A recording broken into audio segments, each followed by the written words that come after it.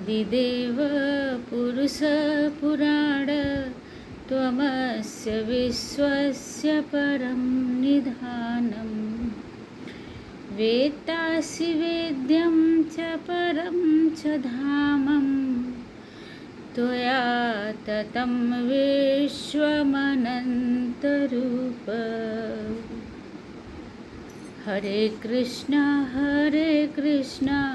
कृष्ण कृष्ण हरे हरे, हरे राम राम राम हरे हरे। गीता के भगवत गीता के कर्म योग का 41वां श्लोक। हे भरतवंशियों में श्रेष्ठ अर्जुन, पृथा पुत्र, कुंती पुत्र, प्रारंभ में ही इंद्रियों को वश में करके इस पाप के महान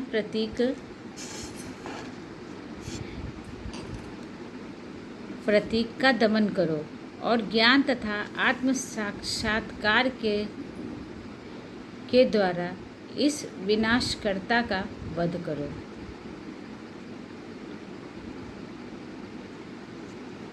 भगवान ने कृष्ण को प्रारंभ से ही इंद्रिय संयम का उपदेश दिया। इन कर्म इंद्रियां जड़ पदार्थ की अपेक्षा श्रेष्ठ हैं। मन इंद्रियों से बढ़कर है, बुद्धि मन से भी उच्च है और वह आत्मा बुद्धि से भी बढ़कर है।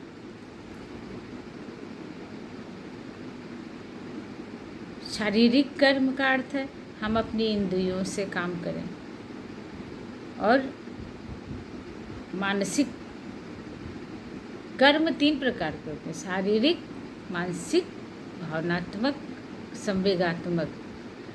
तो तीनों तरीके के कर्मों को हम परिपुष्ट करें, तब हमारा जीवन सफल होता है। आत्मा की स्वाभाविक स्थिति किस चीज़ में प्रसन्न होती है, ये भी जानना हमारा कर्तव्य है। इस प्रकार हे अर्जुन, अपने आप को भौतिक इंद्रियों, मन तथा बुद्धि से परे जानकर और मन को सावधान आध्यात्मिक बुद्धि कृष्ण भावना, अपने कार्य को कृष्ण को समर्पण कर देना। जो हमने कार्य किया उसको कृष्ण को समर्पण कर देंगे तो वो उसका फल देने, क्योंकि कर्म करने का अधिकार हमको है, फल की इच्छा हमको नहीं करनी है, फल तो देने वाला कोई और है। तो अपने कर्म को हम अगर भावनामृत करके अगर हम ईश्वर को समर्पित कर देंगे तो वो फल का निर्णय लेगा। जैसी हमारी भावना होगी उस हिसाब से हमको उसका फल मिलेगा। मन को सावधान आध्यात्मिक बुद्धि से स्थिर करके आध्यात्मिक शक्ति द्वारा इस काम रूपी दुर्जेय शत्रु को जीतो। अगर हम मन चंचल है, मन को हमें कंट्रोल करके तब हम अपने इंद्रियों को वश में कर सकते हैं। और आध्यात्मिक बुद्धि हमारी भावनामृत है, हम अपने कार्य का समर्पण उस परम पिता ईश्वर को समर्पण कर दें।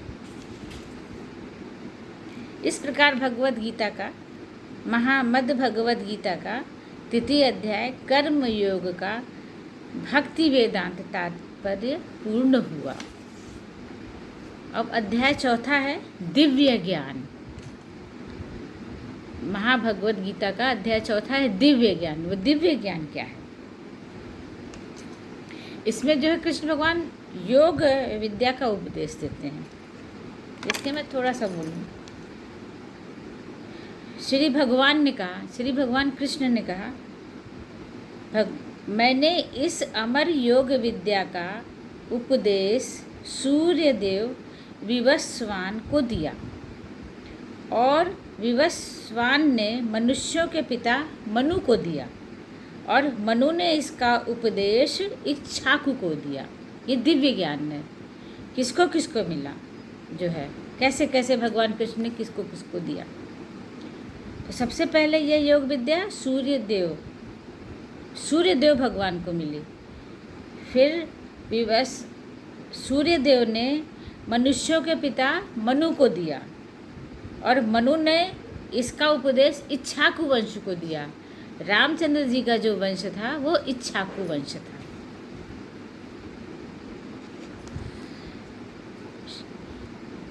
इस मनवंतर में सूर्य देव विवस्वान कहलाते हैं, यानी सूर्य का राजा, जो सौर्य मंडल के अंतर्गत समस्त ग्रहों लोकों का उद्गम है।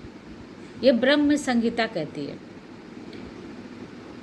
ब्रह्मा जी ने कहा, मैं उन श्री भगवान गोविंद की पूजा करता हूँ जो आदि पुरुष हैं और जिनके आदेश से समस्त लोकों का राजा सूर्य प्रभुत्व, शक्ति तथा उष्मा धारण करता है। यह सूर्य भगवान के नेत्र तुल्य हैं और उनकी आज्ञा अनुसार अपनी कक्षा को तय करता है। सूर्य सभी लोगों का राजा है। महाभारत में भी कहा गया, त्रेता युग के आदि में विवस्वान ने, सूर्य ने परमेश्वर संबंधी इस विज्ञान का उपदेश मनु को दिया और मनुष्यों के जनक मनु ने इसे अपने पुत्र इक्ष्वाकु को दिया। इक्ष्वाकु इस पृथ्वी के शासक थे और उस रघुकुल के पूर्वज थे जिसमें भगवान श्री राम का अवतार हुआ। इससे प्रमाणित होता है कि मानव समाज में महाराज इक्ष्वाकु के काल से ही महाभगवत गीता विद्यमान थी। इस समय कलयुग के केवल 5000 वर्ष व्यतीत हुए, 5250 वर्ष व्यतीत हुए हैं, जबकि इसकी पूर्ण आयु 4,32,000 वर्ष है। इसके पूर्व द्वापर 8 लाख वर्ष था और इसके पूर्व भी त्रेता युग 12 लाख वर्ष था। इस प्रकार लगभग 20,05,000 वर्ष पूर्ण मनु ने अपने शिष्य, इसका मतलब 20,05,000 वर्ष पूर्व मनु ने अपने शिष्य तथा पुत्र इक्ष्वाकु से, जो इस पृथ्वी का राजा थे, श्रीमद् भगवत गीता कही। वर्तमान मनु की आयु 2,00,000, 10,000, लाख, 10 लाख, करोड़, 30 करोड़ 53 लाख वर्ष है। वर्तमान मनु की आयु 30 करोड़ 53 लाख वर्ष अनुमानित की जाती है, जिसमें 12 करोड़ 4 लाख वर्ष बीत चुके हैं। यह मानते हुए कि मनु के जन्म के पूर्व भगवान ने अपने शिष्य सूर्यदेव विवस्वान को गीता सुनाई।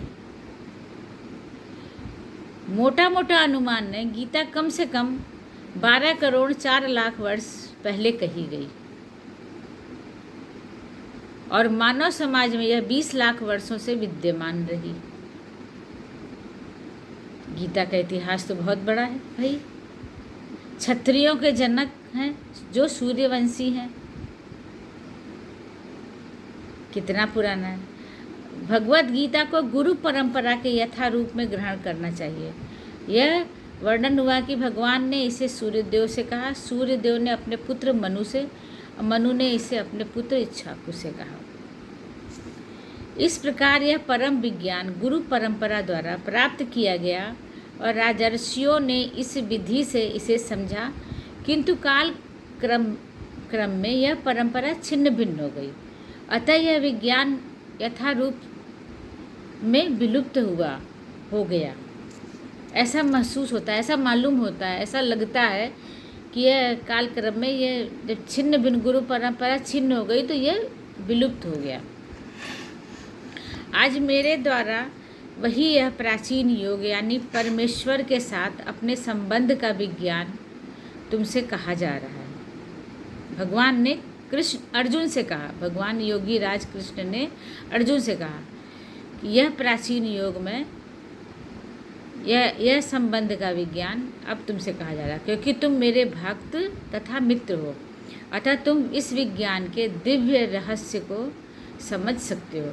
भगवान योगी राज कृष्ण ने अर्जुन को दिव्य दृष्टि दी थी और वो दिव्य दृष्टि के द्वारा उनको समझाया।